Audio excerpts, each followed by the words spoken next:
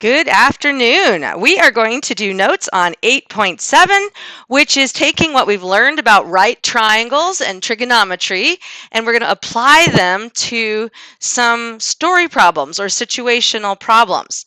Before we get started, though, we need to go over some of the vocabulary. Angle of elevation and angle of depression.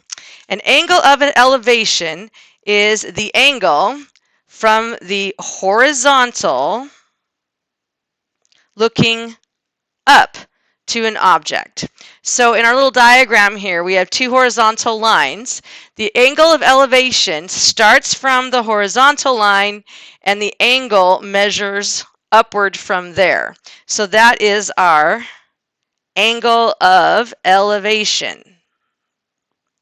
And the horizontal line can be one that you draw, or it can be one that is in the situation, like the ground or the top of the waves of the water. That can be your horizontal line. Okay, number 2, angle of depression. The angle of depression is the angle from the horizontal again, this time though looking down to an object. Okay, so here we are. We have a horizontal line. So starting there and going downward, that is going to be our angle of depression. Now, quickie review from our old stuff. If you have two horizontal lines, they are automatically parallel to each other.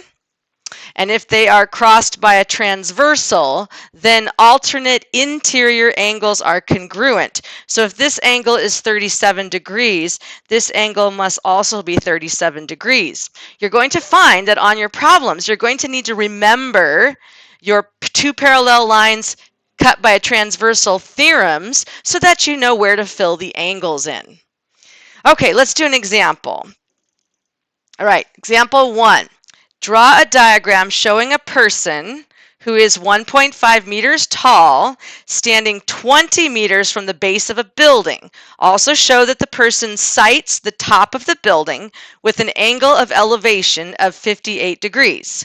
Then find the height of the building. Okay, so we're going to do a person. So I'm going to draw some ground here.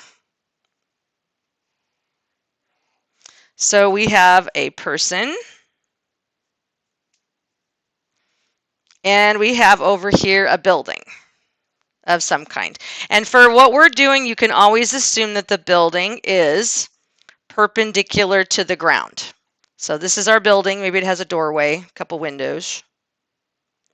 There's our building. Okay, so it says the person is supposed to be 1.5 meters tall. Okay, so from here to here is 1.5 meters, and they're standing 20 meters from the base of the building. So we always assume it's right at their feet to the base of the building. So between here and here is 20 meters from their foot to the building. Okay, so if they give you the height of the person, and then they say that the person sights something or looks at something or sees something, even though technically their eyeball would be, 4 inches below the top of their head, we can't be that exact. So what we assume is that their eyeball is right at the 1.5 meters. Now, if they don't tell us how tall the person is, you're going to sight from the toe up.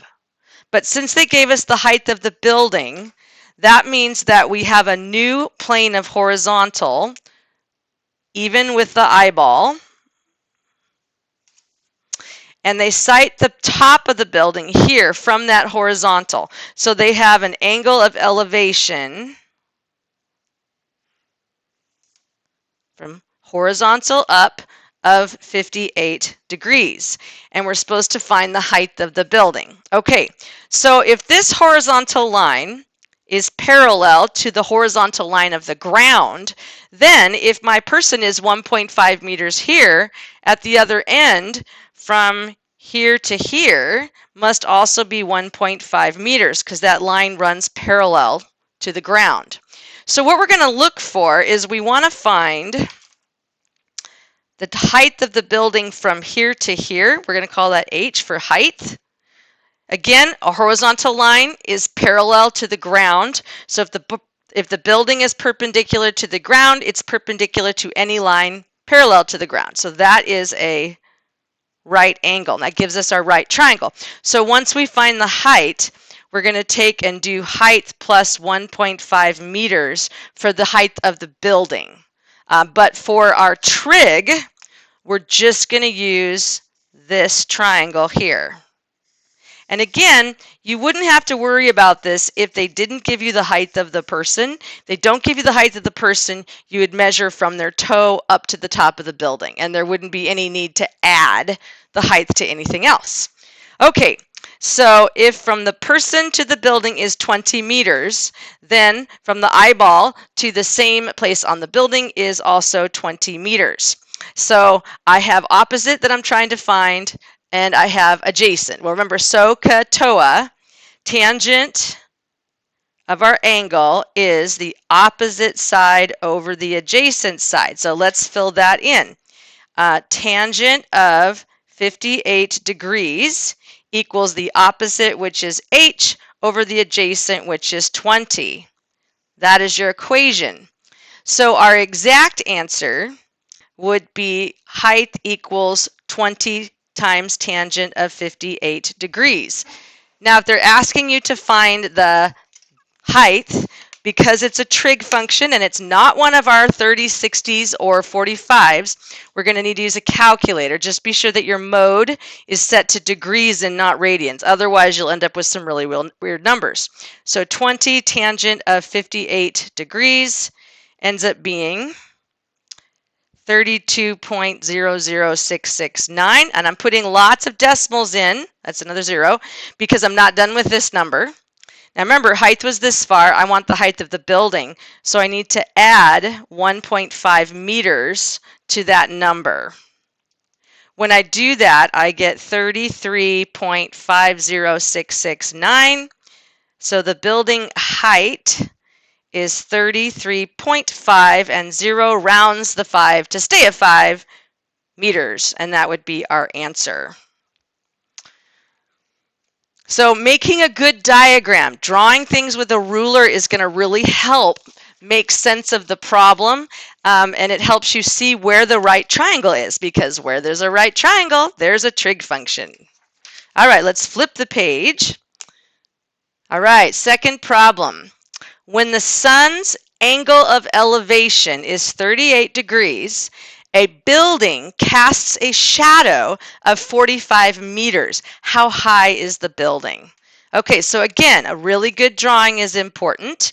So we're going to have the ground, and we have a sun up in the air somewhere, and we have a building.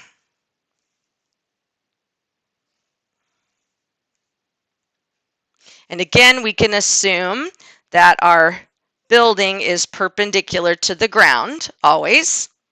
And we're trying to find the height, h, of the building. So the sun's angle of elevation is 38 degrees, and it's casting a shadow. So from the sun, when it hits the tip of the building, the only place the sunshine will be is over here, but this part is behind the building. So this will be the shadowed area because it's blocking the sunshine. Now it says the angle of elevation is 38 degrees. So from horizontal up is 38 degrees, and the length of the shadow is 45 meters. So from here to here, which is the shadow, is 45 meters. Okay, so now that you can see how shadow diagrams work, this is the right triangle that we're going to deal with to find the height of the building using a trig function. So again, like on the last one, I have the opposite side and the adjacent side. So tangent of theta equals opposite over adjacent. So filling that in, I get tangent of 38 degrees equals opposite side, which is h, over adjacent side, which is 45. That's our equation. So in exact numbers, height would be 45 tangent of 38 degrees. That would be exact. Now, of course, if you want to figure out the actual height and round it, you do 45 tangent of 38. Run that through your calculator. You get 35.157. 5 rounds the 1 up to a 2. So 35.2 meters is the height of your building. All right, last one, number 3. And this one is a little more complex of a drawing than the other ones are, but it's a lot of fun to draw these out. Okay, from the top of a lighthouse that's 20 meters high, a sailboat is sighted having an angle of depression of 4 degrees. How far from the lighthouse is the boat?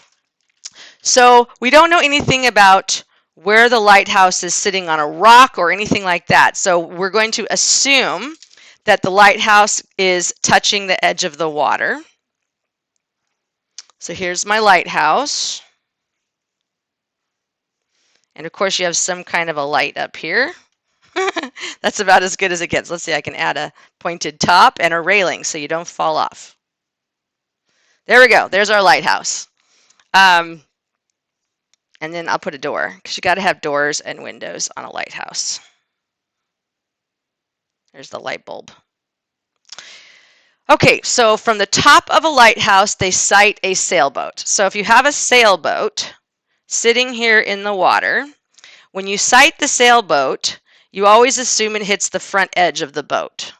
And again, we're going to go to the top of the lighthouse, because it's a 20-foot high lighthouse. You say, well, wait a second, the person would have been standing there. Yes, they would, but we don't know the height of the person. So we could assume that you have a person standing here, and that from their eyeball down to the ground is your 20 meters. So this is 20 meters from the bottom to the top of the eyeball. Again, anything else is negligible because they didn't tell us anything about the height of the person or where they were standing. Okay, so this is an angle of depression of 4 degrees. Now remember, angle of depression is measured from the horizontal. So taking my eyeball, I'm going to draw in a horizontal line, which of course is parallel to the water. And an angle of depression goes from horizontal down, and it is 4 degrees. And we are trying to figure out how far the lighthouse is from the boat. So edge of the lighthouse to edge of the boat, X is what we're trying to find. Okay, another assumption is that the lighthouse is perpendicular, it's straight up and down, because if it's not a right triangle, we can't use trig. Okay, so the problem we have here is that this 4 degrees is not inside the right triangle. So you can do this a couple different ways. You can take 90 degrees, because this is horizontal, and if this is perpendicular, then the horizontal is perpendicular. So you can take 90 minus 4 and you get 86, or you can do it using your trig, which says that any 2 horizontal lines are parallel and they are crossed by a transversal. Alternate interior angles are congruent. Alternate interior angles are congruent. Remember, I told you were going to need that. So if this angle is 4 degrees, this angle must also be 4 degrees. Alternate interior angles are congruent. Now I have my right triangle, and there's actually an angle for me to work with.